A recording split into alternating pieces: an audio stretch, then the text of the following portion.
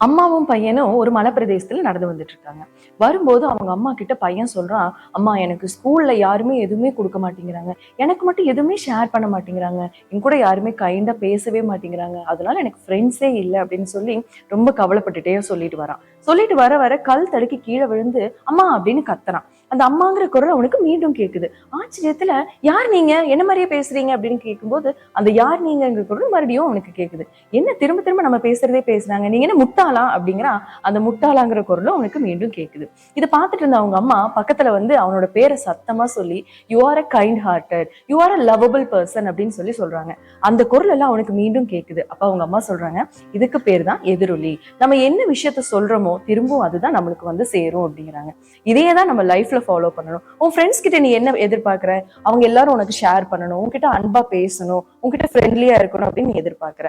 அதே மாதிரி நீ அவங்க கிட்ட எல்லாத்தையும் ஷேர் பண்ணு, உன்னோட திங்ஸ் எல்லாம் அவங்களுக்கு கொடு, அவங்க கிட்ட கைண்டா நடந்துக்க. கண்டிப்பா ஒரு நாள் உன்னை புரிஞ்சுக்கிட்டு உன் கூட ஃப்ரெண்ட் ஆயிடுவாங்க. சோ எந்த விஷயம் நம்ம மத்தவங்க கிட்ட எதிர்பார்க்கிறோமோ அந்த விஷயத்த நம்ம முதல்ல அவங்களுக்கு கொடுத்தோம் அப்படின்னா சரியான நேரத்துல பன்மடங்கு அது நம்மளுக்கு திரும்ப கிடைக்கும் அப்படிங்கறத அவங்க அம்மா புரிய வைக்கிறாங்க.